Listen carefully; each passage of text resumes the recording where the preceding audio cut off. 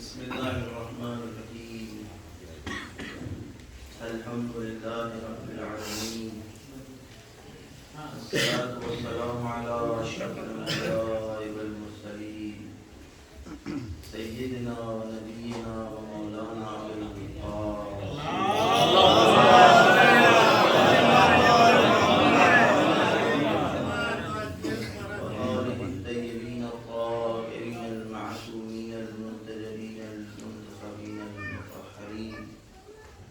الذين أذهب الله عنهم الرجس وطهرهم تطهيرا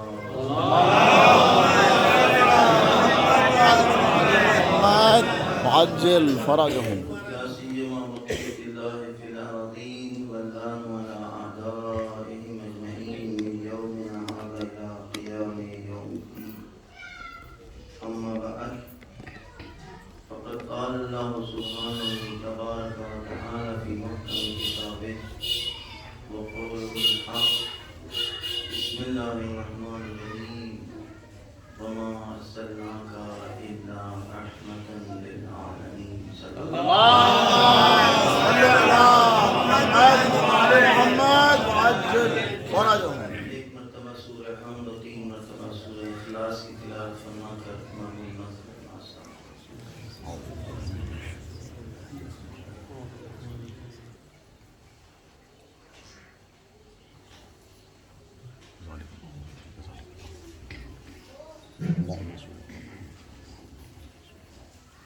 صلوات محمد محمد عجل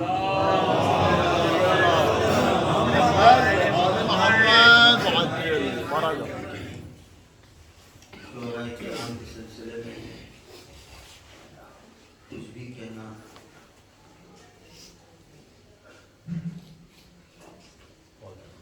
بارہ کتنے اچھے اشعار اور حالات حاضرہ پوری جس میں آپ نے مربوط خاطر رکھا جو آج کے وقت کے تقاضے بے شک ہم نے جس آیت کریمہ کو سرنام سخن قرار دیا ہے اس آیت میں ہمارے نبی کریم کو خداوند متعال رحمت کر کے کہہ کر خطاب کیا اور صرف یہی نہیں کہ ان کو رحمت بتا رہا ہے بلکہ آیت کا لہجہ یہ کہہ رہا ہے کہ آپ صرف رحمت ہیں وَمَا أَرْسَلْنَاكَ إِلَّا رَحْمَةً لِلْعَالَمِينَ ہم نے آپ کو سوائے رحمت کچھ بھی نہیں بنایا ان کا ہر پیغام رحمت جو دین لے کر کے آئے وہ دین رحمت جن شخصیتوں کا انہوں نے تعارف کرایا وہ مجسمہ رحمت آپ نے جس کردار کو دنیا کے سامنے پیش کیا سوائے رحمانیت اور رحیمیت کے کچھ بھی نہیں جو کتاب لے کر کے آئے اس کتاب کے 114 سوروں میں 113 مرتبہ شروعات ہی یا رحمان سے ہوئی ہے یا رحیم سے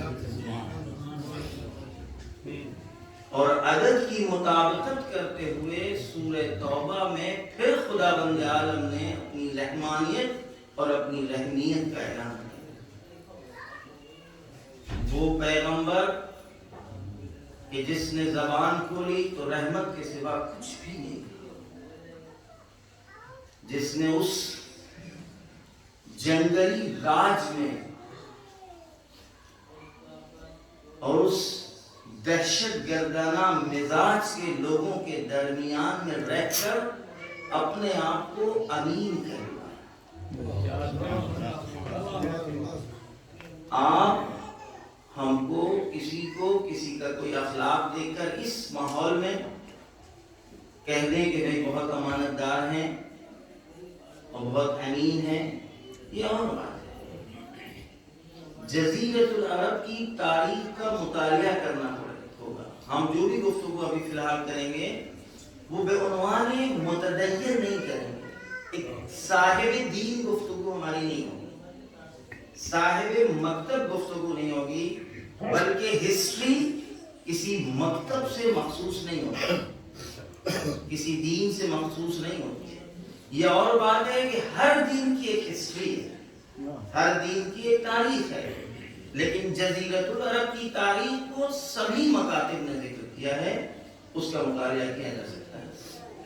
لہذا پیغمبر اسلام کی زندگی کو بعنوان رحمت اگر ہمیں سمجھنا ہے اور سمجھانا ہے تو ہمیں یہ دیکھنا ہوگا کہ جس معاشرے اور جس سماج میں رسول اکرم آئے تھے وہ سماج کس طرح کا سماج تھا۔ اصلاً وہ سماج بھی کہلایا جا سکتا تھا۔ معاشرے کے کچھ اصول ہیں، سماج کے کچھ اصول ہیں۔ جزیرۃ العرب میں جس طریقے سے لوگ زندگی گزار رہے تھے، وہاں سماج اور معاشرے کا کسی بھی اصول کا پالن نہیں، وہاں طاقتور لوگ ہی زندگی گزارنے کا حق رکھتے تھے، اور اس کو ہم اپنی کتاب سے نہیں، مسلمانوں کی کتاب سے نہیں، بلکہ یورپین محققین نے جب حبش کے دربار میں جناب جعفر طیار کے آپس میں آنے کے بعد، ہجرت کے کرنے کے بعد، جب حبش کے بادشاہ کے درمیان اور جعفر طیار کے درمیان مکالمہ ہوا ہے، گفتگو ہوئی ہے، اس کو اٹھا کہ جس وقت سرزمین عرب کے اوپر پیغمبر اسلام کو اتنا ستایا گیا، اتنا پریشان کیا گیا، اتنی اذیتیں پہنچائی گئیں کہ اب آپ کو حکم ہوا کہ آپ اس شہر کو چھوڑ دیں اور یہاں سے آپ دوسری طرف جائیں، تو آپ نے اپنے ایک خاص گروہ کو کہ جس میں خواتین بھی تھیں اور مرد بھی تھے، آپ نے حکم دیا کہ تم حبش کی طرف چلے جاؤ، اور یہ لوگ جب حبش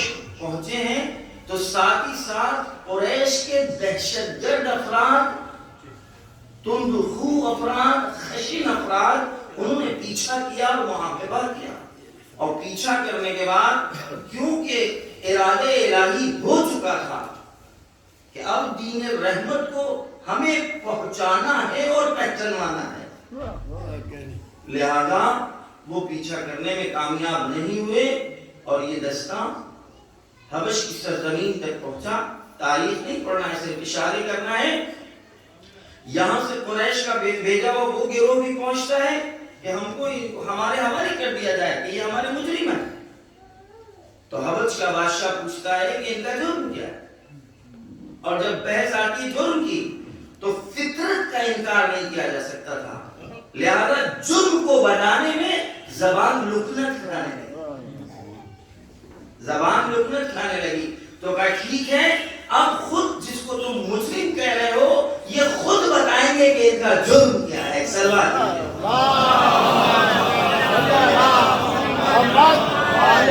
محمد وعجل فرجهم اللهم صل على محمد وآل محمد وعجل فرجهم۔ اور اس کے بعد حاکم بادشاہ اور حبش کا بادشاہ پوچھنا شروع کرتا ہے کہ جعفر بتاؤ کہ تم نے کس بات کی تحریک شروع کی ہے، کس بات کا تمہاری طرف سے آغاز ہوا ہے کہ جس کی بنا پر یہ تم گرفتار کرنے یہاں تک پہنچے۔ تو جناب جعفر طیار نے دین رحمت کو پہچانوانا شروع کیا، اور اس کے بعد فرماتے ہیں کہ ہمارے درمیان شریف خاندان کا ایک شریف شخص اٹھا، اور اس نے ہمارے درمیان وہ تمام کام ہو رہے تھے کہ جن کی میں فہرست آپ کے سامنے گنواتا ہوں، ان تمام چیزوں سے ہم کو روکا۔ ہمارے یہاں زندگی گزارنے کا حق صرف طاقتوروں کے پاس تھا، ہمارے درمیان عورتوں پر غلط نسبتیں لگائی جاتی تھیں، درمیان گناہ کرنے والے لوگ اپنے گھروں پر پرچم لگاتے تھے. صلوات دیجیے.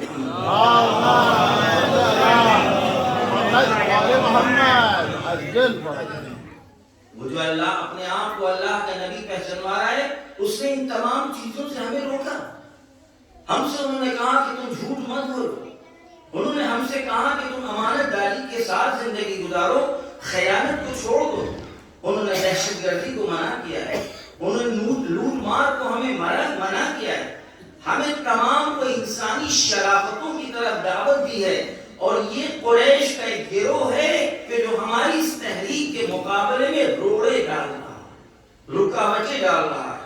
اور اس کے بعد کہا کہ ہمارا نبی کہ جو اللہ کا نبی ہے ہمارے درمیان میں ہے، جس نے اعلان کیا ہے، وہ لے کر جو آیا ہے وہ سورہ مریم کی آپ نے چند آیتوں کی تلاوت کی کہ وہ قرآن جو لے کر کے آیا ہے. جب حبش کا بادشاہ کہتا ہے کہ سناؤ جو تمہارے پاس اللہ کی وحی اور اللہ کا کلام جس کو کہتے ہو، تو جناب جعفر طیار نے سورہ مریم کی چند آیتوں کی تلاوت کرنا شروع کیا. جناب جعفر طیار تلاوت کر رہے تھے، حبش کے حاکم کی آنکھوں سے آنسو جاری تھے. اور بس سورہ کو سننے کے بعد وہ اعلان کرتا ہے یہ جگہ تمہارے لیے امن ہے، یہاں جتنے دن تک تم رہنا چاہتے ہو رہ سکتے ہو. صلوات.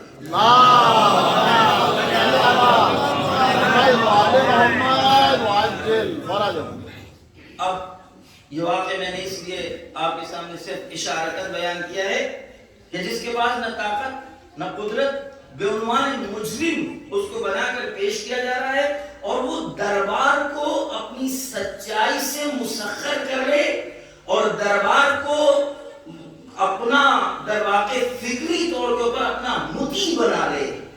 کیا اس میں کوئی جادو ہو سکتا ہے؟ کیا یہ معذاللہ کسی بے شعور انسان کی تحریک ہو سکتی ہے کہ اس وقت کے قدرت مند افراد کو اپنے پیغام کی سچائی کے مقابلے میں جھکائے؟ آج جو دعوے کیے جا رہے ہیں یہ آج کی دیر نہیں ہے، بلکہ زمانے قدیم سے پیغمبر اسلام کی تحریک اور ان کی شخصیت، اور پیغمبر اسلام نے جن شخصیتوں کو پہچانوایا تھا ان کے چہروں کو، ان کے کردار کو خراب کرنے کی کوشش کی گئی. ہمارا ایک پیغام تو اپنوں سے اور ایک دعوت پورے عالم اسلام سے اور عالم بشریت سے. ہمارے صاحبان اسلام نے کہاں کوتاہیاں کی ہیں کہ جس کا خمیازہ آج ہمیں بھگتنا پڑ رہا. جن شخصیتوں کو پیغمبر اسلام نے پہچانوایا تھا وہ اسی لیے پہچانوایا تھا، وہ ناموں کی بنا پر نہیں پہچانوایا تھا، کردار کی بنا پر. اگر دنیا کے سامنے پیغمبر اسلام کی شخصیت کو ان کرداروں کے ذریعے سے پہچانوایا گیا ہوگا تو ہاں کسی زبان میں جرأت نہیں تھی کہ پیغمبر اسلام کی طرف انگلی بھی اٹھا. اس لیے کہ پیغمبر اسلام نے پرورش کی، پیغمبر اسلام نے گود میں پال کر اپنی زبان کو چسا کر دین رحمت کو پلایا تھا، روح رحمت کو منتقل کیا. اگر پیغمبر اسلام کے سامنے کوئی آ جائے تلوار لے کر اور وہ پیغمبر سے کہے محمد بتاؤ کہ تم کو کون بچائے گا، تو پیغمبر فرمائے میرا خدا. ہاتھ میں کب کبھی تاری ہو، تلوار ہاتھ سے چھوٹ جائے، پیغمبر ہاتھ تلوار کو بڑھ کر اٹھا لے اور پھر پوچھیں گے بتاؤ اب تم کو کون بچائے گا ہماری تلوار سے، تو بے ساختہ وہ کہے، کیونکہ خدا کا تو انکار کر رہا ہے لیکن ایک چیز کا کلمہ پڑھ چکا ہے، وہ ہے اخلاق نبی. پیغمبر پوچھتے بتاؤ کہ اب تم کو ہماری تلوار سے کون بچائے گا، تو وہ کہتا ہے آپ کا اخلاق، آپ کی لطافت، آپ کی رحمت، آپ کا پیار. پیغمبر اسلام نے جن کی پرورش کی تھی، جن کو گود میں پالا تھا، جن کو اپنی زبان چسائی تھی، وہ اگر تلوار اٹھا کر اپنے مد مقابل کو میدان خندق میں قتل بھی کر دیں تو اس قتل میں بھی پیغام رحمت ہے. مقتول کی بہن آنے کے بعد اپنے بھائی کے لاش کا طواف کرے گی اور اس کے بعد کہے گی اپنے بھائی کو خطاب کرنے کے بعد میں تمہارے قتل کے اوپر مرثیہ پڑھوں کہ قاتل کی سخاوت کا قصیدہ. واہ واہ واہ سبحان اللہ سبحان اللہ. عرب کی تاریخ کو پیغمبر اسلام نے جزیرۃ العرب کی نفسیات کو پیغمبر اسلام نے رحمانی اور رحیمی نفسیات سے بدلا. کیا کہنا ہے سبحان اللہ. اگر بدلا نہ ہوتا تو وہ سماج اور وہ معاشرہ جو اپنے لیے لڑکیوں کا وجود اور ان کا حضور ننگ اور ذلت کا سبب سمجھتا ہو، باپ اپنی بچی کو دفن کر دینے میں اپنے لیے سربلندی کا سبب سمجھے اور فخر اور افتخار اور مباحات کرے کہ میں نے اپنی بیٹی کو دفن کر دیا. اور ایسے ایسے قریب واقعات تاریخ نے پیش کیے ہیں.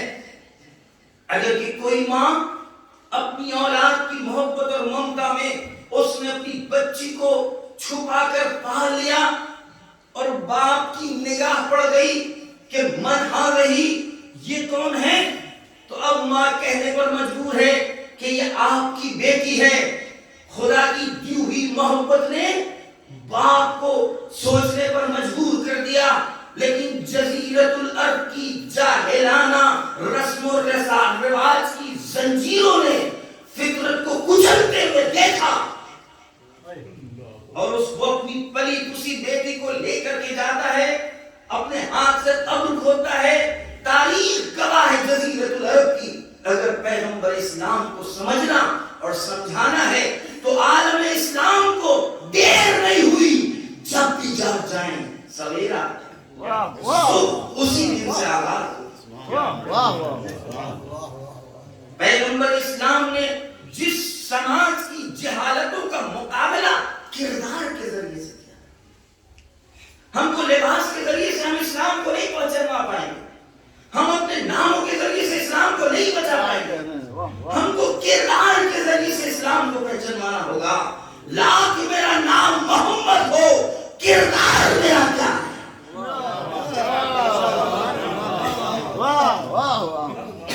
کردار میرا کیا ہے؟ آیا کردار قبل بعثت والا ہے یا بعد بعثت والا ہے؟ ایسا بات نہیں.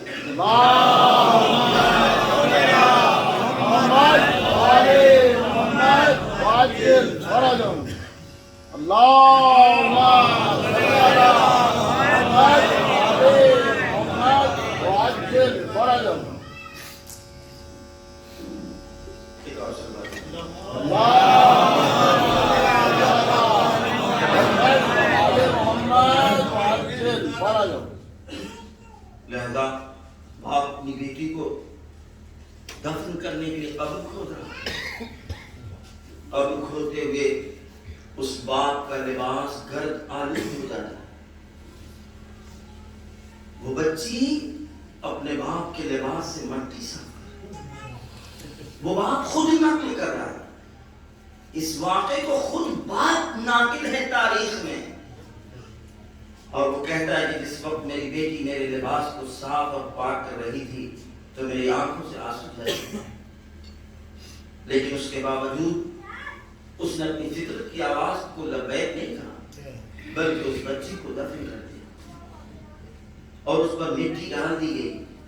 یہ معاشرہ اور یہ سماج ہے کہ جہاں فطریات کو اس طرح تبدیل کر دیا گیا. پیغمبر اسلام نے کیا کیا؟ پیغمبر اسلام نے کیا پیش کیا؟ پیغمبر اسلام نے کون سا رول اور نقش ادا کیا؟ کس طرح سے بیٹی کی پرورش کی؟ وہ کون سی بیٹی تھی؟ وہ کیا تھی؟ وہ کون تھی؟ اس نے کیا کیا؟ اس بیٹی کو آگے میں دیکھ کر پیغمبر اسلام کھڑے ہو جائیں اور پورا جزیرۃ العرب خاموش، زبان اعتراض نہیں کھلی. پیغمبر ٹھیک ہے، میں نے بیٹی کو قبول کر لیا، میں بیٹی کو اب زندہ گور نہیں کریں گے، میں بیٹی کا احترام کروں گا، لیکن 180 ڈگری کی تبدیلی اور چینجنگ آپ بیٹی کی تعظیم میں کھڑے ہو جائیں. یہ کیوں کیا؟ یہ بیٹی کی تعظیم نہیں تھی، یہ کردار کی تعظیم. واہ واہ واہ یہ شخص کا احترام نہیں تھا، یہ شخصیت کا احترام تھا. واہ واہ واہ واہ واہ واہ. پیغمبر اسلام نے اپنی بیٹی کی کردار کی بنا پر اس کا احترام اس طرح سے کیا. اور پھر پیغمبر کون پیغمبر؟ مگر کوئی مسلمان ہوتے ہوئے اس بات کا انکار کر سکتا ہے کہ پیغمبر کوئی کام اپنی طرف سے کریں گے؟ جہاں یہود و نصارہ کی نگاہیں گڑی ہوئی ہیں کہ اور جڑی بالکل کوئی موقع ان کو مل جائے. وما ينطق عن الهوى إن هو إلا وحي يوحى وما رميت إذ رميت ولكن الله رمى. نہ کچھ بولتا ہے میرا رسول اپنی طرف سے اور نہ کچھ کرتا ہے رسول میرا اپنی طرف سے. میرے پیغمبر کی اس طریقے سے خداوند عالم نے ضمانت دی ہے. یہ پیغمبر اور یہ رسول اپنی بیٹی کو آتا ہوا دیکھ کر اپنی جگہ بیٹھا لے، تعظیم میں صرف کھڑا نہ رہے. یہ کیا ہے؟ کیا مسلمانوں کے لیے ذہن میں سوال ایجاد نہیں ہو رہا ہے؟ تاریخ بشریت میں کسی باپ نے اپنی کسی بیٹی کی اس طرح تعظیم نہیں کی.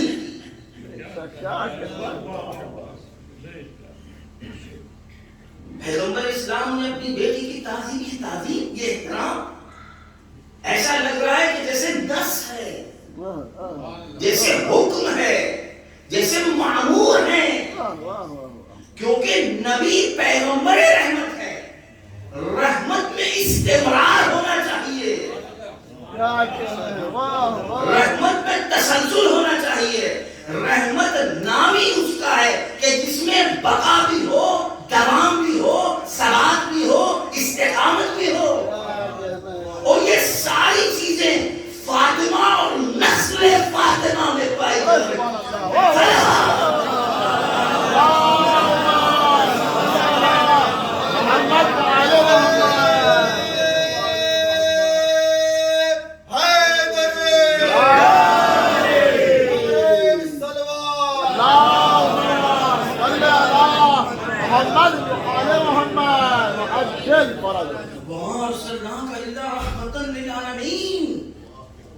جز رحمت اب کچھ ہے ہی نہیں. آپ کا پیغام رحمت ہے، آپ کا دین رحمت ہے، آپ کی گفتگو رحمت ہے، آپ کا کردار رحمت ہے. لہذا پیغمبر اسلام اپنی بیٹی کو آتے ہوئے دیکھ کر رک نہیں پاتے، صرف کھڑے نہیں ہوئے اپنی جگہ. فقام الیہا، بڑھ کر پہنچے وہاں تک. وَأَخَذَ بِيَدِهَا، اور دست مبارک فاطمہ کو پکڑا ہے. وَأَجْلَسَهَا فِي مَجْلِسِهِ، اور اپنی جگہ بیٹھانا ہے. کیا مطلب ہے؟ پیغمبر اسلام اب اس وقت اپنی بیٹی کو پہچاننا چاہتے ہیں. ہمارے علماء نے گفتگو کی ہے کہ اگر پیغمبر کہیں پر کھڑے ہو جائیں اور کسی بزر محفل و مجلس میں کھڑے ہوں اپنے پورے قد سے، تو کیا آدم میں جرت ہے کہ وہ بیٹھ جائیں؟ کیا جناب ابراہیم بیٹھ سکتے ہیں؟ کیا جناب نوح بیٹھ سکتے ہیں؟ کیا جناب یوسف و یعقوب بیٹھ سکتے ہیں؟ بالکل سامنے کی چیزیں ہیں. 1,23,999 پیغمبر، جبکہ رسول سردار انبیاء کھڑا ہو تو کس میں مجال اور کس میں جرت ہے؟ ارے کس کو اپنے منصب کھونا ہے؟ کون اپنی نبوتوں کو ہاتھ سے جانے دے گا؟ کون اپنی رسالتوں کو اپنے ہاتھ سے جانے دے گا؟ لہذا اگر پیغمبر سردار انبیاء کھڑے ہیں تو تمام انبیاء کھڑے ہیں، اور تمام انبیاء کا مقصد رحمت. آدم سے رحمت کا تسلسل نہیں ہوا ہے، بلکہ خلقت اور آفرینی رحمت کا جلوہ نمائی ہے. اصل خدا نے کائنات کو خلق ہی رحمت کی بنا پر کیا. خداوند عالم کی رحمت کا تقاضا یہ ہے کہ زمین کا فرش بچھائے. رحمت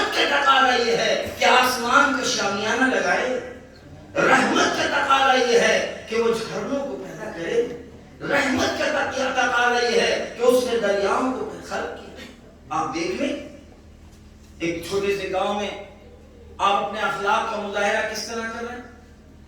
آپ نے اگر کسی کو بلایا ہے تو چاہتے ہیں کسی طرح کی کوئی کمی نہ ہونے پائے. تو اگر آپ نے فرش کا انتظام کیا ہے تو کہیں نہ کہیں اخلاق کا مظاہرہ ہی تو کر رہے ہیں.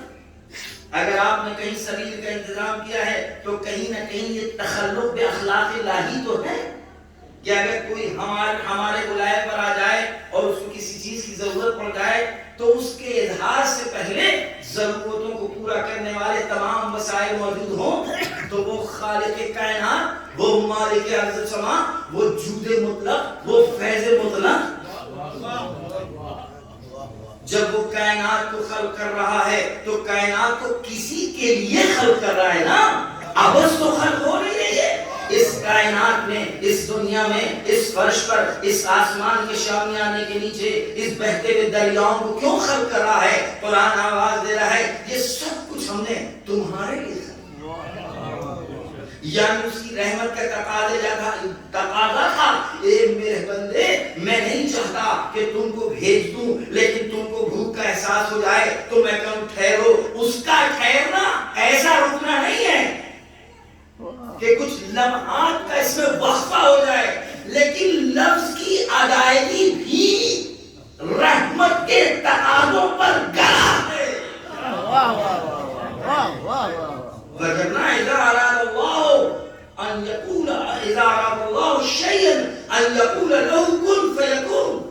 اگر وہ کسی چیز کا ارادہ کر لے تو کہنے میں ممکن ہے دیر لگے، ہمارے سننے میں دیر لگے، لیکن ہو جانے میں دیر نہیں لگے گی. ارے جو ان کا مظہر تھے انہوں نے اشارے کر دیے تو آنکھیں چوک آ گئی، لیکن سامنے تمام بہتے ہوئے دریا تھے.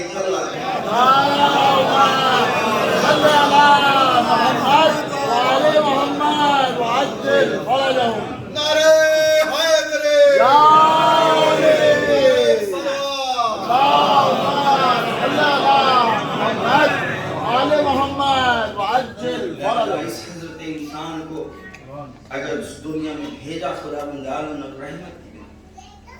اب بتائیں کہ اس کے لیے اگر خدا نے کسی انتظام کا، کسی مکتب کا، کسی آئین کا، کسی اصول کا انتظام کیا ہوگا تو کیا رحمت کے تقاضوں کے برخلاف ہو سکتا ہے؟ آئیے علی بن ابی طالب کی زبانی سنتے چلیں.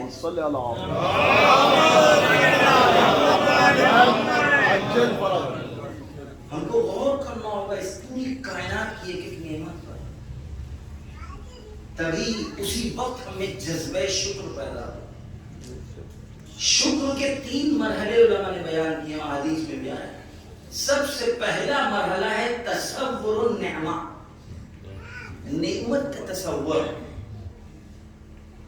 جو نعمتیں اللہ کی طرف سے ہمیں ملی ہیں اس کو پر غور کریں. یہ نعمت جہاں آپ پر بیٹھے ہیں اس پہ ہمیں غور کرنا ہوگا. جتنا غور کریں گے قانون فطرت یہ ہے یا قانون جود الہی یہ ہے کہ اگر تصور نعمت پر کیا تو نعمت میں اضافہ ہوگا. یہ ہمارے بزرگوں کے سوچ و بچار و فکر و تفکر و تعقل کا نتیجہ ہے جو اس سجا سجایا ہوا ہم کو یہ سب کچھ مل رہا ہے. اگر ہمیں بعد کی نسلوں تک منتقل کرنا ہے تو ہمیں اس کی بقا کے سلسلے میں سوچنا ہوگا. پہلا مرحلہ ہے تصور النعمہ. تیسرا مرحلہ ہے جس نے یہ نعمتیں دی ہیں اس کا شکریہ. دوسرا مرحلہ اور تیسرا مرحلہ ہے اس نعمتوں کا صحیح طریقے سے فائدہ اٹھانا اور استعمال کرنا ہے.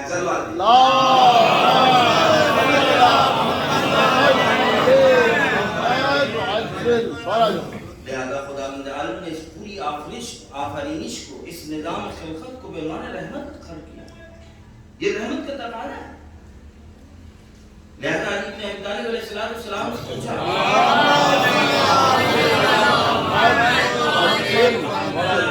اور اسی نظام تخلیق کا ایک قانون ہے موت کو خدا نے خلق کیا. پس اگر خدا نے موت کو خلق کیا ہے تو خود موت کی رحمت ہے. اب اگر اس رحمت کے اوپر ہم غور کریں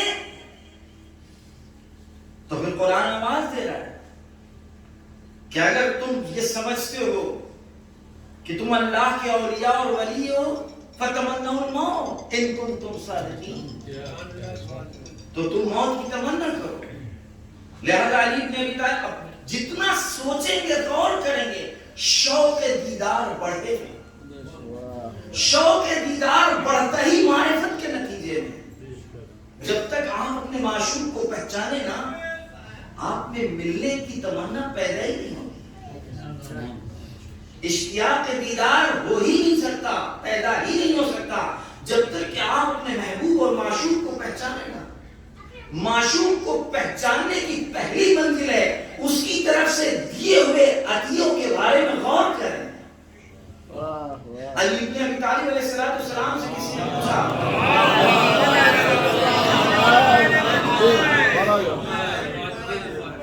اے مولا آپ کی اتنا شوق دیدار کیوں ہے؟ یہ اتنی زیادہ شدت کیوں پائی جاتی ہے ملاقات کی؟ اس لیے کہ رمضان سے پہلے شعبان میں جو خطبہ دے رہے تھے رسول اکرم، اس خطبے میں دیتے دیتے ایک مرتبہ جناب علی بن ابی طالب علیہ السلام نے شہادت کے بارے میں سوال کر لیا کہ اللہ کے نبی شہادت. تو جب شہادت کا یقین ہو گیا تو آپ کے چہرے پر مسکراہٹ آ گئی. یہ شہادت نہیں تھی بلکہ شوق دیدار کا اظہار تھا. کیا وہ لمحات نزدیک آ رہے ہیں کہ جب ہم اپنے معشوق کی بارگاہ میں جائیں گے تو حضرت سے پوچھا کہ بتائیے، غور کریں میرے بچے اور جوان، کہ علی یہ بتائیے کہ آپ ان کا شوق دیدار کیوں ہے؟ کیوں اتنی شدت پائی جاتی ہے شہادت کی، خدا سے ملنے کی؟ اور پھر وہ خدا کہ جس میں کبھی کوئی جدائی نہ ہو، اس اور اس بندے میں کوئی جدائی نہ ہو. اگر سننا چاہیں تو ایک جملہ اور بھی حضرت کی زبانی سن لیں. حضرت فرماتے ہیں لو حجبت ساعتن لمت، اگر ایک لمحے کے لیے بھی مجھ میں اور میرے خدا میں پردہ حائل ہو جائے تو میں مر جاؤں گا. لو حجبت یا لو حجبت ساعتن، اگر ایک لمحے کے لیے بھی دوری ہو جائے ہم میں اور میرے خدا کے درمیان، لمت تو میں مر جاؤں. یہ کون علی ہے؟ وہ علی کہ جس سے آج کسی نے پوچھا کہ علی کیا تم نے اپنے خدا کو دیکھا ہے کہ جو تم اس طرح عبادت کرتے ہو؟ تو علی نے یہ نہیں کہا کہ ہاں میں نے دیکھا ہے. علی نے کہا تمہیں پتا نہیں کہ کیا علی ہے کسی ایسے بھی خدا کی عبادت کر سکتا ہے کہ جس کو دیکھنا نہ ہو؟ ہم اس دین رحمت کی گفتگو کر رہے ہیں، اس پیغمبر رحمت کی گفتگو کر رہے ہیں. یہ پروردگار نبی رحمت جو اعلان کر رہا ہے کہ مگر بغیر دیکھے ہم کسی خدا کی عبادت کر سکتے ہیں. تو پھر وہ تو حیران، اس لیے کہ وہ تو اس بات کا منتظر بھی نہیں تھا، متوقع بھی نہیں تھا کہ کچھ ایسا جواب سنیں گے کہ مگر علی خدا کو دیکھ رہے ہیں. تو آپ نے حیرانیت کو محسوس کر لیا. آپ نے فرمایا لیکن ان دو دیدوں سے نہیں، ان آنکھوں سے نہیں، بلکہ دل کی آنکھوں سے خدا کو دیکھا جا سکتا ہے. سلوات دیجیے.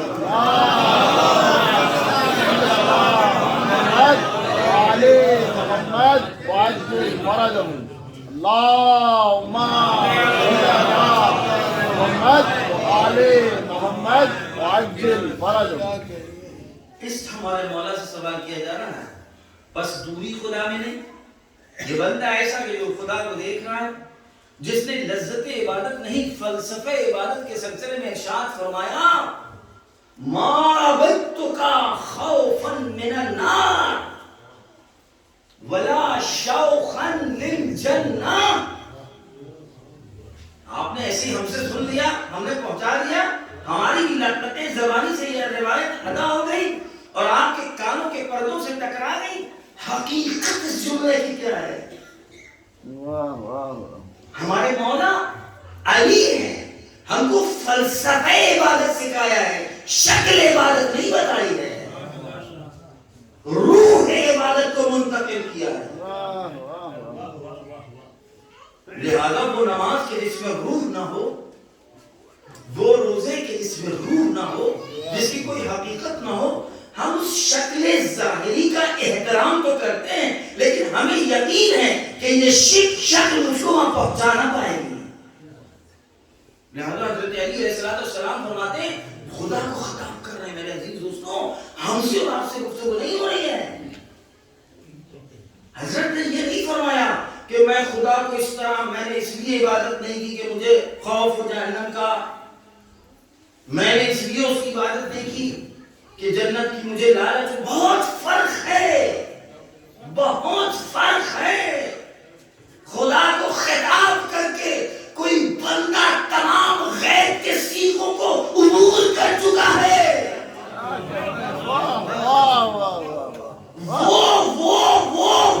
وہ یہ بندے اور معبود کی دوری کا نتیجہ ہے۔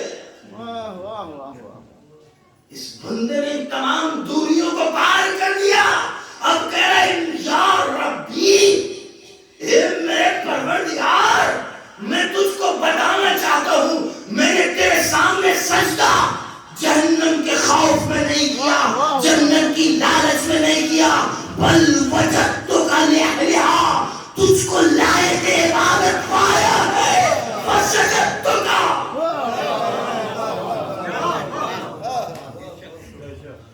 اور شاید علی خدا کی بارگاہ میں کہنا یہ چاہتے ہو، اے میرے پروردگار، اب نہ جہنم کے خوف میں عبادت ہوئی، نہ جنت کے شوق میں عبادت ہوئی، بلکہ تجھ کو سزاوار عبادت پایا ہے، تو اب میری محبت میں جنت کو لکھ دے۔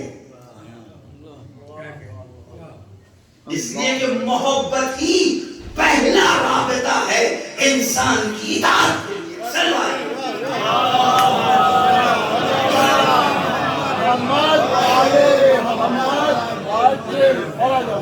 سبحان اللہ، سبحان اللہ۔ حضرت یہ علی، یہ علی ابن علی یہ بتائیے کتنا شوق اشتیاق کیوں، اتنا شدت اشتیاق کیوں، ملاقات کی اتنی زیادہ بے چینی کیوں؟ اللہ اکبر۔ مگر شب 19 کے اضطراب کو آپ نے سنا، کیا خوف تھا؟ کیا خوف تھا؟ شوق تھا۔ شب عروسی ذرا داماد سے مل کے دیکھیے، جس دن شادی ہونے والی ہو، نکاح ہونے والا ہو، تو ذرا جس لڑکی کا عقد ہونے والا ہو، آپ اس کا اضطراب دیکھیے۔ یہ اضطراب خوف کی بنا پر ہے، یہ اضطراب خوف کی بنا پر ہے، شدت شوق کا نتیجہ ہے لرزش، شدت شوق کا نتیجہ ہے کہ جو جس کی بنا پر اس میں اضطراب پیدا ہوا۔ لہذا حضرت سے پوچھا کہ اتنا شدت کیوں، ملاقات کا اتنا شوق کیوں؟ تو علی ابن ابی طالب علیہ السلام فرماتے ہیں، آخر میں نے اپنے خدا کو دیکھا، اپنے خالق کو دیکھا، اس رحیم و رحمان کو دیکھا کہ اس نے میرے لیے دین رحمت کا انتخاب کیا، ہمارے لیے زمین پر ملائکہ کو بھیجا، ہمارے لیے انبیاء کا سلسلہ قائم کیا۔ تو پھر ہمیں شرم آئی کہ وہ ہم کو اتنا چاہتا ہے، بھیجنے کے بعد بھولا نہیں ہے، تو میں کیسے اس کے دیدار کو بھول جاؤں؟ یعنی پیغمبروں کی آمد، یعنی دین کی آمد، یعنی قرآن کا آنا، یہ اس کی یاد اور ذکر کا نتیجہ ہے۔ ہمارے درمیان پیغمبر کی ایک نسل کا ایک وہ بارواں جانشین کا رہنا اور ہونا اس بات کی دلیل ہے کہ خداوند عالم ہم کو بھلائے نہیں ہے۔ اس زمین کے اوپر اپنی جانب سے ایک جانشین معین کیا ہوا ہے جو ہماری مشکلات کو آسان کرنے کے لیے اللہ کی بارگاہ میں اپنے دست مبارک کو بلند کرتا ہے۔ سلوات محمد وعجل فرج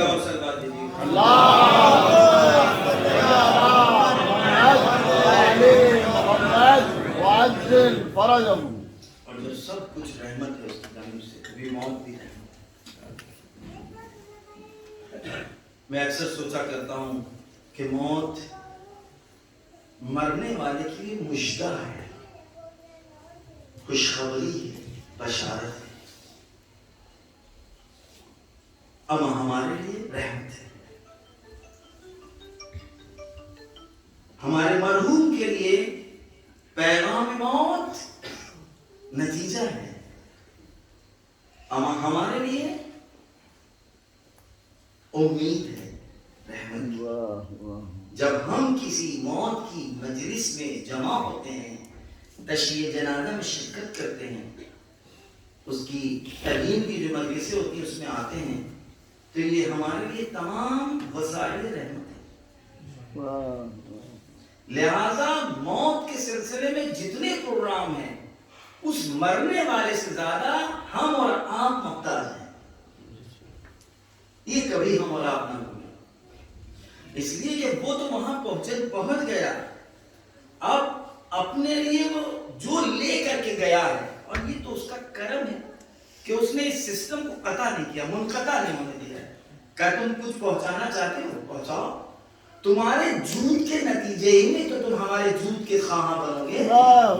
ہم دیکھنا چاہتے ہیں تم بخیل ہو کہ سخی۔ اب تک تم نے ہمیشہ وہاں خرچ کیا جہاں تم کو فوراً فائدہ جاتا ہے، ملتا ہے، ہم دیکھنا چاہتے ہیں اپنے مرے ہوئے مرحومین کے لیے تم کیا کرتے ہو۔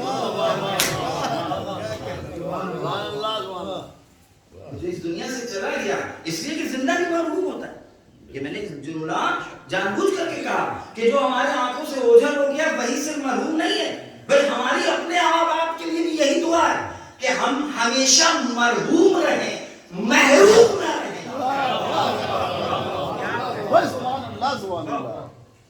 ہم ہمیشہ کہیں خدا نہ خاصا ایسا نہ ہو کہ ہم محروم رہ جائیں۔ یہی وجہ ہے کہ مرنے کے بعد بھی ہم اپنے جانے والے کے لیے یہی دعا کرتے ہیں، اے میرے پروردگار، جس طرح اس دنیا میں وہ مرحوم تھا اسی طرح مرنے کے بعد بھی وہ تیری رحمتوں میں شامل رہے۔ مرحوم کا مطلب کیا ہے؟ رحمت الہیہ میں شمولیت اس کی ہے، اللہ کی رحمتوں نے اس کا حصار کیا رکھا ہے۔ لہذا ہم اور آپ زیادہ محتاج ہیں، زیادہ ضرورت مند ہیں۔ جو مرنے والا اس دنیا سے چلا گیا یہ ہمارے اس دین رحمت کا تقاضا ہے، اس پیغمبر رحمت کی تعلیم کے تقاضا ہے کہ اور رحمت کا تقاضا یہ ہے کہ کبھی منقطع نہ ہو، ختم نہ ہو۔ لہذا ہمارے یہاں کبھی سد باب ہوتا ہی نہیں ہے، ہمارے کبھی کوئی چیز فنائی نہیں ہوتی ہے، کوئی چیز ملتی ہی نہیں ہے، اور فنا نہ ہونے کا کیونکہ ہمیں پوری طرح یقین ہے تبھی تو ہم اپنے مرحومین کو خطاب بھی کرتے ہیں، تبھی تو ہم قبر پر جانے کے بعد، اور تبھی تو ہم شب جمعہ میں جو ہم سے کہا گیا کہ وہ مرحومین ہمارے گھروں پر آتے ہیں، اپنے وہ راز کی گھروں پر آتے ہیں کہ اب یہاں سے ہمیں مل کیا رہا ہے، وہ اس کے محتاج ہونے سے زیادہ ہم بھیجنے کے محتاج ہیں، اس لیے کہ یہ تحفے اس کی بارگاہ میں جا رہے ہیں۔ دیکھیں ہمارے یہاں بھی یہ رسم و رواج ہے، پہلے تو تھی اب نہیں پتا، اگر کہیں آپ کچھ لے کر کے جائیے تو رکابی خالی نہیں آتی، کچھ لے کر کے جائیں تو اس میں کچھ رکھ کر واپس آتا ہے۔ یاد رکھیے جو بھیجا جاتا ہے وہ چیز نہیں رکھی ہوتی ہے، وہ سامنے کی چیز ہے۔ جو کچھ بھی زمین کے اوپر تمدن تشکیل پاتا ہے یہ عکس و سایہ ہے اس کلچر اور تمدن کا کہ جس کو بنانے کے لیے پیغمبروں کو خدا نے بھیجا تھا۔ لہذا ہم سے اور آپ سے تاکید کی گئی ہے کہ جو انبیاء کا تمدن ہے اس کو برپا کرنے کی کوشش کرو، یعنی جو اہل بیت نے تمدن اور کلچر پیش کیا ہے۔ صحیح بات ہے۔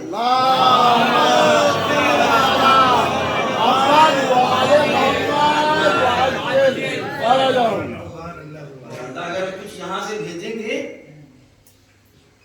اب آپ یہ بتائیے کہ رکابی خالی آئے گی؟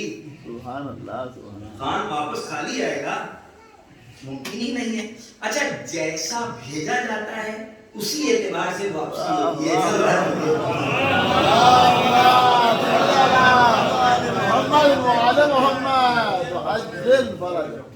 گاؤں دیہاتوں میں الحمدللہ بھی یہ رسمیں باقی ہیں.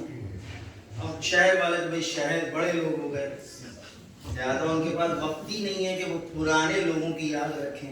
وہ اپنے نئے لوگوں کو یاد رکھیں تو بہت بڑا انہوں نے ہنر کر دیا. تو پرانوں کی تو بات دور ہے.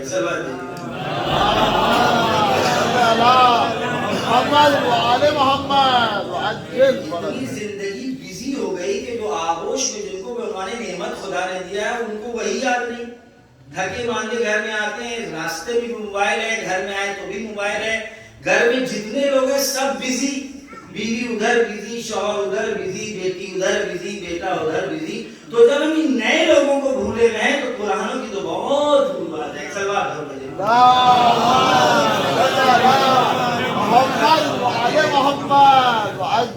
اصل دین تھا جوڑنے کے لیے. اصل دین آیا ہی ہے جوڑنے کے لیے, الگ لوگوں کو جوڑنے کے لیے نہیں, بلکہ اس تاکید کے لیے دین آیا کہ تم جڑے ہوئے تھے, جڑے ہوئے رہنا. تم ایک خدا کے بندے ہو, ایک بن کر کے رہنا. اس ایک خدا نے تم کو ایک رکھنے کے لیے 1,24,000 پیغمبر بھیجے ہیں. ان سب نے 1,24,000 ہو کر ایک کہی ہے. آدم اور ابراہیم کی گفتگو میں کوئی فرق نہیں تھا. قرآن آواز دے رہا ہے کوئی فرق نہیں تھا. لہذا موت رحمت ہے ہمارے اور آپ کی. پیغمبر اسلام سے کسی نے آ کر کے پوچھا, اے اللہ کے نبی, ہم میں کوئی تو راضی نہیں ہے موت کے سلسلے سے, ہم میں کوئی نہیں چاہتا. یہ اس پر ہم گفتگو کر چکے ہیں, بالکل فطرت کے مطابق ہے. ہم کیوں مرنا چاہیں گے؟ اگر ہمیں مرنا ہی ہو تو ہم تو خدا سے کہیں گے ہمیں پیدا کیوں کیا تھا؟ ہم تو چاہ نہیں رہتے پیدا ہونا. یہ کون سی بات ہو گئی کہ آپ اتنے خالی ہیں کہ پیدا کریں اور ماریں اور پیدا کریں اور ماریں اور پیدا کریں اور ماریں. یہ تو کوئی کمپنیاں ایسا نہیں کرتی. لہذا ہمیں مٹنا تو ہے نہیں, مرنا تو ہے. لہذا مرنے کے لیے خداوند عالم نے ہمیں بھیجا نہیں, اس دنیا میں ہمیں بھیجا ہے رہنے کے لیے. اس دنیا میں اس نے ہمیں بھیجا ہے رہنے کے لیے. ایک سلوات بھیجی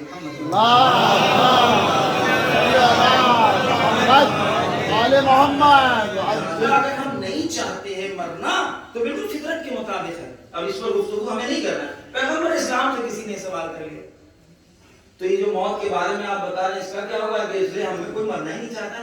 تو آپ نے فرمایا اس میں کوئی بات نہیں ہے کہ تم مرنا نہیں چاہتے, کوئی بات نہیں.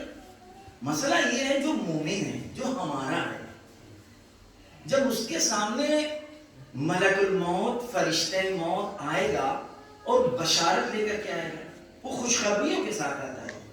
تو اب میرا بندہ, میرا چاہنے والا, میرا بندہ مومن جو ہوگا, جب ان خوشخبریوں کو دیکھے گا تو اب سوائے مرنے کے کچھ بھی اس کے اندر تمنا نہیں. یہ ہم چاہتے ہیں.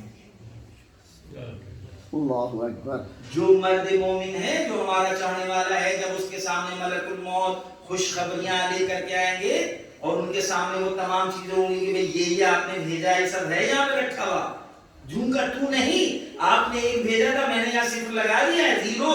آپ نے اپنا ایک بھیجا تھا, اللہ نے اپنا زیرو لگایا ہے. لہذا وہاں تو اب یہ بندہ کہے گا کہ نہیں بھائی اب ہمیں بہت زیادہ روایتیں ہیں اس طرح کی. جناب موسیٰ کے لیے آپ نے سنائی ہے کہ وہ ملک الموت آ رہا ہے, وہ کہہ رہے نہیں, آپس میں مکالمہ ہو رہا ہے. آخر میں یہ ہوا کہ بھیا ان کے سامنے قبر کھودو. اس طرح تو یہ راضی نہیں ہو رہے. اب اللہ کے نبی ہے, پیار محبت کی گفتگو ہے, بندے سے اللہ محبت کرتا ہی ہے. کہا ٹھیک ہے, ان سے کہو ذرا آ کے دیکھو. قبر کھودی گئی, پوری طرح پلاننگ ہوئی. اور جناب موسیٰ نبی کیا کر رہے ہو؟ کہا قبر کھود رہے. کہا کتنی بڑی کہا بس یہی تو دیکھنا ہے, ذرا سا آپ اس میں لیٹ جائیے تاکہ دیکھیں کہ یہ قبر صحیح کھدی ہوئی ہے. اور قبر کھدی, جناب موسیٰ لیٹے, ادھر خداوند عالم نے پردے ہٹائے. اب جناب موسیٰ کہتے ہیں پروردگار کیا ممکن ہے کہ میں یہی رہوں؟ محمد وآل محمد وعجل فرج. لیکن جو گناہگار بندہ ہے، جو ہمارا نہیں، جو گناہگار بندہ ہے، جو ہمارے دروازے سے ٹھکرایا ہوا ہے، جس نے بھلا دیا اس دروازے کو، وہ جب اس کا موت کا وقت آتا ہے تو اس کے سامنے اس کے سارے کرتوت نظر آتے ہیں تو بھاگتا ہے. بہت سے لوگ آپ نے دیکھا ہوں گے کہ موت کے ٹائم بہت واقعات آپ نے سنو گے، مچل رہے تھے اور ان کو باندھا جا رہا ہے اور ہاتھ دبائے جا رہے ہیں اور پیروں کو جکڑا جا رہا ہے. احتضار کا وقت ایسا ہو جاتا ہے کہ گھر والے باہر نکلنے لگتے ہیں، سوچتے ہیں کہ بھوت پریت آ گیا. تو روایت کے اعتبار سے کہتے ہیں اس کی آنکھوں سے بھی پردے ہٹتے ہیں، وہ اپنے کرتوتوں کے نتائج دیکھتا ہے.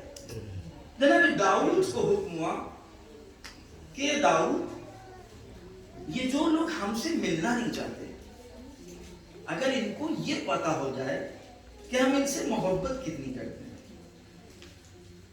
اور ہم ان کو کتنا چاہتے ہیں، اور ان کے گناہوں میں جب یہ مشغول رہتے ہیں، مبتلا ہوتے ہیں، تو ہماری کتنی خواہش یہ ہوتی ہے کہ یہ گناہ چھوڑ دیں. اگر ان کو میری محبت کا پتہ لگ جائے تو یہ ہر لمحہ اپنی موت کے لیے دعا کریں اور ان کے بدن کے اعضاء کئی حصوں میں بڑھ جائیں گے شوق اشتیاق میں. یہ ہے موت اور فلسفہ موت. ہماری ائمہ نے اور ہمارے مکتب نے موت کے فلسفے کو جو پیش کیا ہے، وہ ابھی آپ نے شعراء کی زبانی سنا تھا. اس فلسفے کو نہ کوئی فلسفی زبان اختیار کی، نہ کوئی حکمتی زبان اختیار کی، نہ کوئی پیچ خم کی گفتگو اختیار کی، بس ایک مرقع کربلا کو سامنے پیش کر دیا کہ جہاں سب کچھ تو نظر آیا، موت نظر نہیں. کیا کہتے ہیں؟ سبحان اللہ کربلا میں سینوں کی تعین نہیں کر پا رہا ہے مورخ کہ کس کو جوان لکھے، کس کو بوڑھا لکھے، کس کو بچہ لکھے.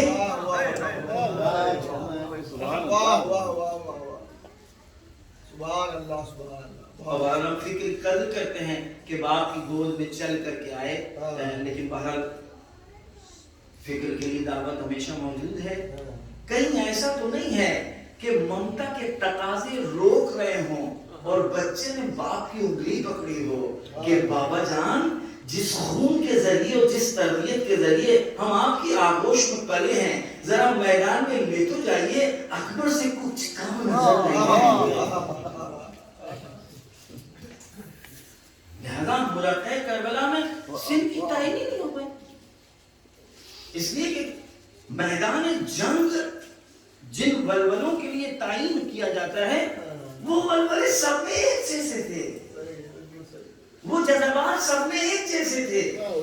تو کیسے تقدم و تاخر کی تعین ہو، کون پہلے جائے اور کون بعد میں جائے، یہ کیسے طے ہوگا؟ لہذا ہمارے علماء نے لکھا ہے کہ اب یہاں کے اوپر امتحان مرنا نہیں ہے، امتحان زندہ رہنا ہے. امتحان زندہ رہنا ہے. اب جیسے کربلا کے ان جیاروں نے اپنے اختیار کو حسین کے حوالے کر دیا، آقا اب ہم کیسے طے کریں گے کہ ہمیں کب بھیجے؟ جہاں ہم آپ کے کام آ جائیں وہاں بھیجیے. جہاں ہم آپ کے کام آ جائیں، اس لیے ہم ہے ہی نہیں، ہم ہے ہی نہیں، ہم آپ ہیں. ہماری شناخت حبیب ابن مظاہر نہیں ہے، ہماری شناخت سعید نہیں ہے، ہماری شناخت حر ابن ریاحی نہیں ہے، ہماری شناخت عباس نہیں ہے، ہماری شناخت علی اکبر نہیں ہے.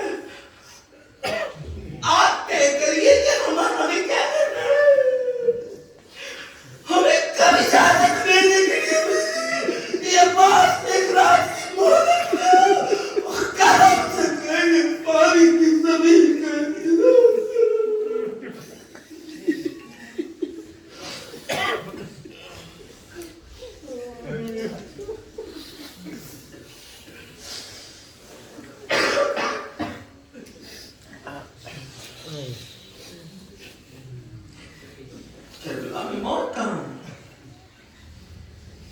جس میں دین نبی کو حیات بخشی ہو، وہ کیسے مر سکتے ہیں؟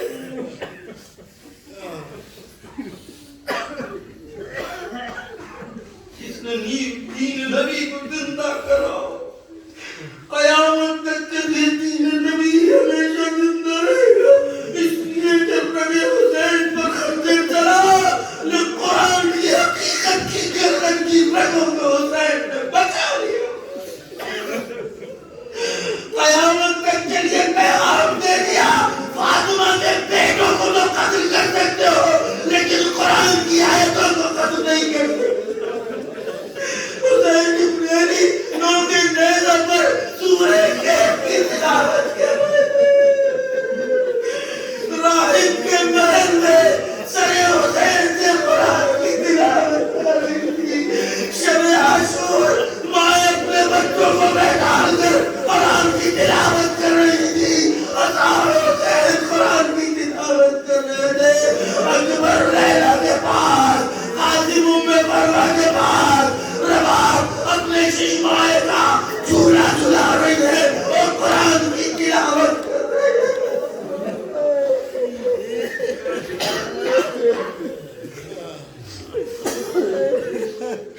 یہی وجہ ہے کہ ہم اپنے مرحوم کی تذکرہ نہیں کرتے، ہم اپنے رہنے والوں کا تذکرہ نہیں کرتے، کیونکہ میرا مرحوم بھی بیٹھا ہوا ہے کسی گوشے میں کہ اب مسائل میں تذکرہ ہوگا، اب میں اکبر کے مسائل سنوں گا، اب میں سجاد کے مسائل سنوں گا، اب میں بازی مسائل سنوں گا۔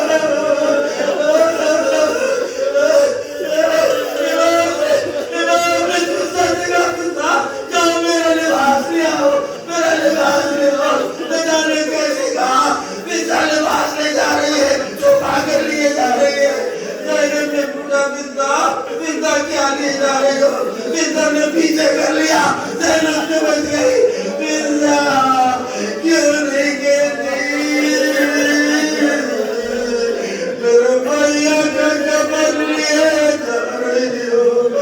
زینب لباس کے ساتھ بھائی کی خدمت میں پہنچی، امام نے لباس کو بہن کے سامنے دکھانا۔ خدا را کسی بہن کو یہ منظر دیکھنا نہ پڑے، بھائی نے پرانا لباس نکالا، جا کرنا شروع کر دیا، بھیا بھیا اے بھیا اس پرانے لباس کو ٹکڑے ٹکڑے کیوں کر رہے ہیں؟ فرماتے بہن بہنا ارے مجھے یقین نہیں یہ میرے تن پر لباس چھوڑے گئے، شاید پرانا پھٹا ہوا لباس دیکھ کر چھوڑ دیں۔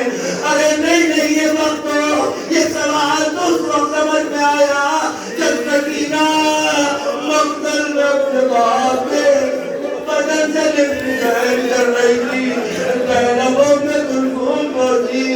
اے میری سکینہ یہ بتاؤ تم نے اپنے باپ کو کیسے پہچانا؟ ارے نہ تن پر سردا نہ لباس موجود تھا۔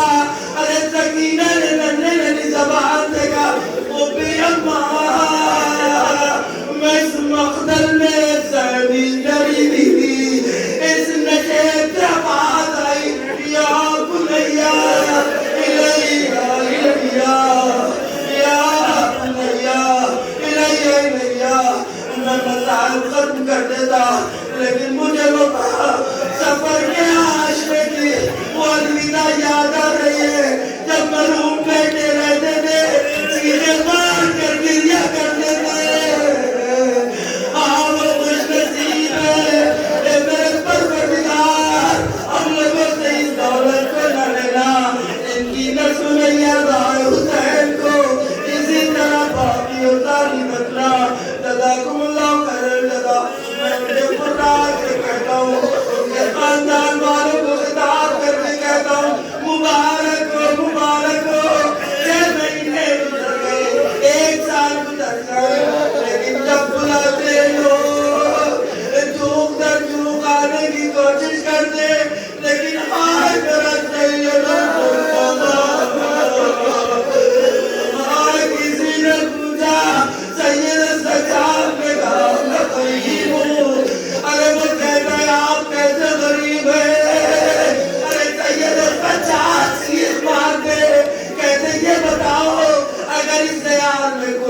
بجائے مسلمان تو کیا ہوگا؟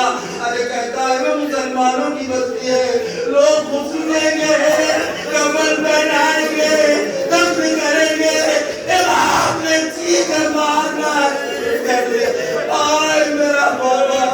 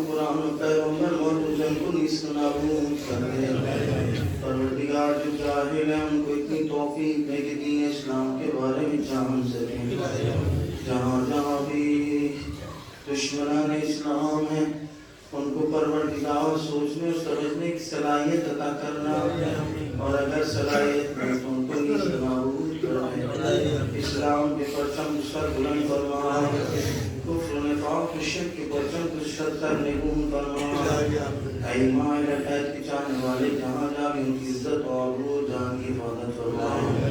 اللہم تقبل منا انکا انت السمیع العلیم۔ ایک مرتبہ سورہ حمد، 3 مرتبہ سورہ توحید کی تلاوت فرما کر مطلوب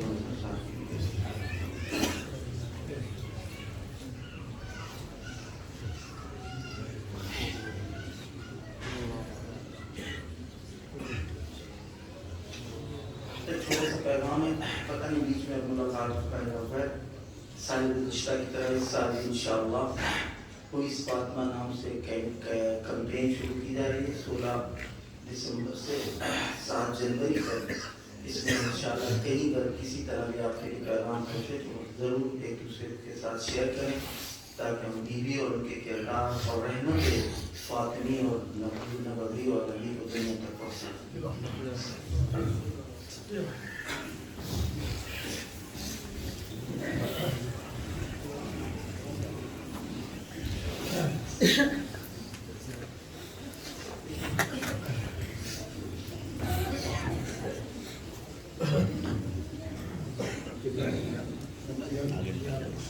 بسم الله الرحمن الرحيم، والصلاة والسلام عليك يا رسول الله، السلام عليك يا نبي الله، السلام عليك يا خاتم النبيين، السلام عليك يا فاطمة الزهراء سيدة نساء العالمين، السلام عليك يا أم الحسن والحسين سيدي شباب أهل الجنة، السلام عليك أئمة بقية جميعا ورحمة الله وبركاته.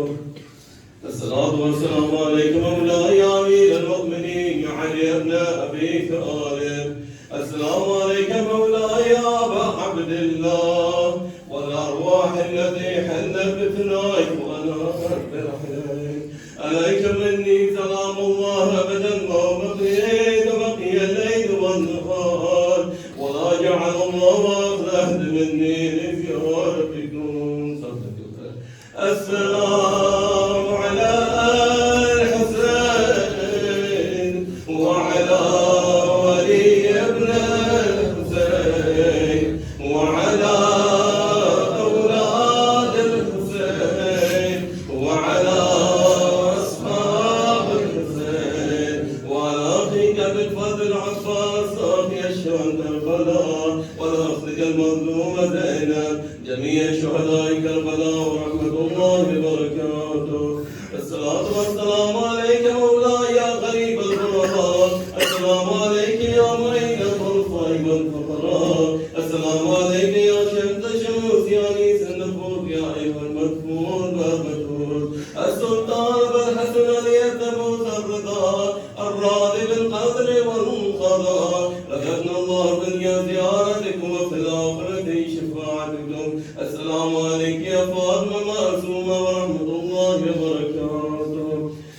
الصلاة والسلام عليك مولاي يا دين الله القديم الصراط المستقيم يا حجة الله يا ابن الحسن يا بقية الله بالأرضين يا صاحب الزمان الأمان الأمان الأمان من فتن الزمان عجل الله تعالى فرجك وسهل الله تعالى مخرجك وسكونك وجعلنا من انصارك واتباعك مجاهدين تحت لواءك صلوات الله والسلام عليك وعلى آبائك الطاهرين واجدادك المعصومين جميعا ورحمة الله وبركاته اللهم كن لوليك الحجة ابن الحسن صلواتك عليه وعلى آبائه في هذه الساعة وفي كل ساعة وليا وحافظا وقائدا وناصرا ودليلا وعينا حتى تصلحه أرزقك قوما وتمكنه فيها وبينا اللهم عجل فرجا وسهل مخرجا برحمتك يا أرحم الراحمين وصلى الله على محمد وآله الطاهرين نماز باجماعت ہونے جا رہی ہے اس کے بعد انشاءاللہ آپ تمام حضرات فاتحہ میں شرکت فرمائیں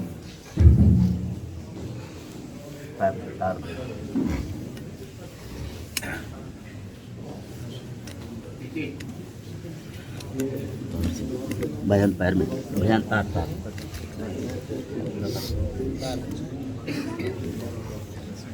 bayan तार तबीयत है भाई